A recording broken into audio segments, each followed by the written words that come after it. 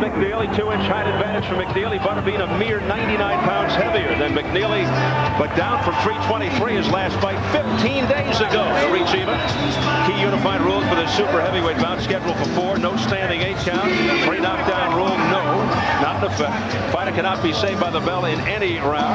And if an accidental headbutt occurs before the end of the fight, it's a no contest. Well, we're set for the introductions from our ring announcer, Jimmy Lennon Jr. Ladies and gentlemen, at this time we present a much anticipated super heavyweight showdown brought to you courtesy of Top Rank Incorporated and Showtime Event Television in association with the Mandalay Bay Resort and Casino and Budweiser, the undisputed, undefeated king of beers. This bout is sanctioned by the International Boxing Association, President Dean Chance, Supervisor Bob Case, along with the Nevada State Athletic Commission. The chairman is Dr. Elias Khanum. Introducing to you our judges at ringside, all from Las Vegas, Nevada. We have Bill Graham, Jerry Roth, and Glenn Trowbridge, with our referee in charge of this bout, Jay Nady. All right, fans, here we go with the battle of the big boys of boxing. Super heavyweights in the ring, 4 rounds of action scheduled. Introducing to you first on my right, fighting out of the blue corner, wearing white trunks with black and green trim, fighting out of his home of Medfield, Massachusetts. He weighed in at a ready 212 pounds with a record of 45 wins, 4 losses. He has 34 wins coming by way of knockout. Introducing a Hurricane, Peter McNeely.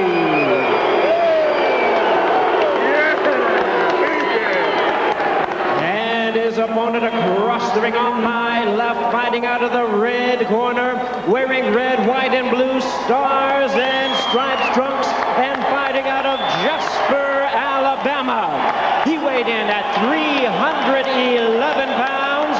His record stands at 44 wins, 1 loss, 1 draw, with 33 wins coming by way of knockout. Here is the former Tough Man champion and the current IBA Super Heavyweight champion, introducing the king of the 4-rounders, Butterbean.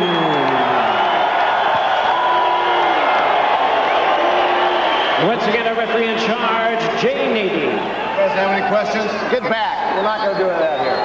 Do you have any questions? Obey my command. Where's the belt line, man? Where's the belt line there? I see the belt line. Stand back. Go back to your corner. Touch glove and go to work, and don't tell me I do my job again. Where is it? Get back. You hear what I said? Controversy already. Jay Nady screaming at the McNeely corner. Basically, Butterbean's mindset, walk to the center of the ring, start slugging till somebody falls. His quickest knockout, 18 seconds. And I got to ask you, Fernie, about McNeely. 70 days clean from drugs and alcohol, he told us. With your medical background, is this too risky for him to be fighting under these circumstances? It certainly is. He had a long time where he was under drugs and heavy drugs. Let's go to this. Butterbean goes right to it. Trying to end it in less than 18 seconds. You know what? Butterbean thinks he's a big puncher. He weighs 300 pounds. I don't think he's a good puncher for 300 pounds. And we had some words about this. I think he really thinks he's a real fighter. He fights good 4-round fights. And Butterbean, of course, wants the brawl, the street fight. He wants to lure McNeely into that kind of a fight. McNeely's got to stay outside. I know he's an in-your-face fighter. He's got a box jab and move. That's how Mitchell Rose handed Butterbean his only defeat. The guy who beat Butterbean was 1-6. That should tell you something. Between the two guys, they have 89 wins, and neither of them have fought a live fight. This fight has the skill and subtleties of a barroom brawl. How often art imitates life? Bud Schulberg wrote a book called The Harder They Fall, and that's what this was all about. Building up a fighter, and then he's nothing. Well, there's 2 built-up fighters. You hear the chants in unison. Butterbean. Do not have the break. I'd be interested to see if McNeely actually tries to go to the bite. It's a big enough target. McNeely, who looks a lot thinner than the last time time we saw him 99 pounds lighter than Butterbean. There's an overhand right by Butterbean that connected on the jaw. And a left hook to follow it. It was a nice combination by Butterbean. Now he goes to the body, swings and misses with the left hook.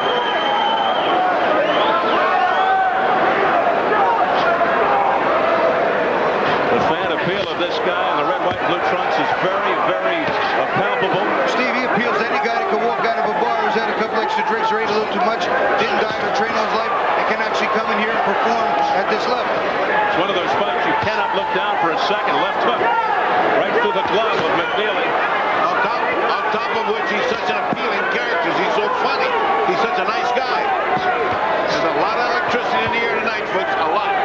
And even though he's only fighting 4 rounds, he has some good form. He threw a nice jab, hook off the jab, and he followed with a right uppercut on the inside.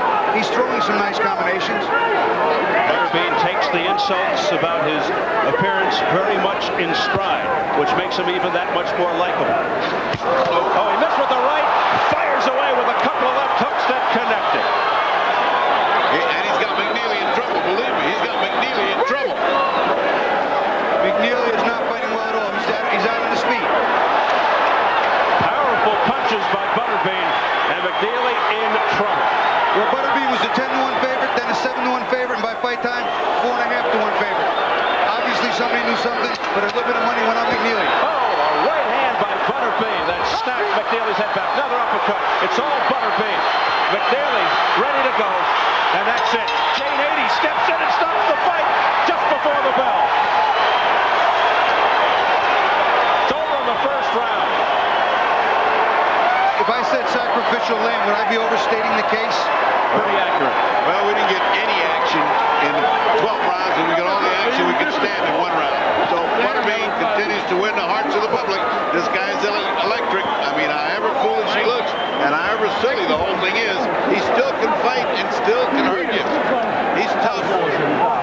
So, Falstaffian or not, he is here, and he's in to make some paydays.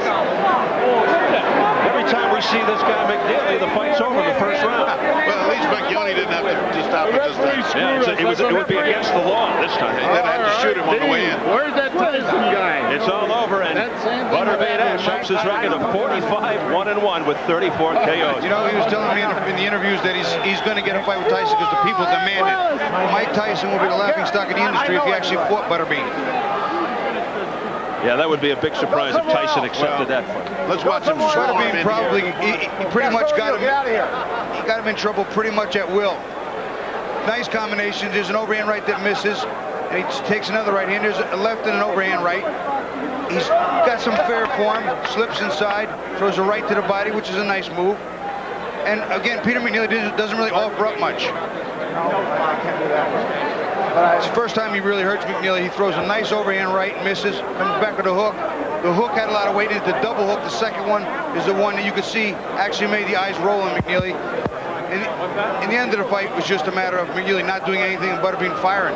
There's a nice uppercut on the inside, a right hook around McNeely's gloves. Smart move. And McNeely winds up with his back up against the ropes and just gets uppercutted to death practically. That's the third one. A hook, another hook, another right hand, and McNeely offers up nothing. The referee just says that's enough. That's what you call overwhelmed by Flab. Overwhelmed. There's nothing he could do but stop that fight. He's right. Butterbean smothering McNeely.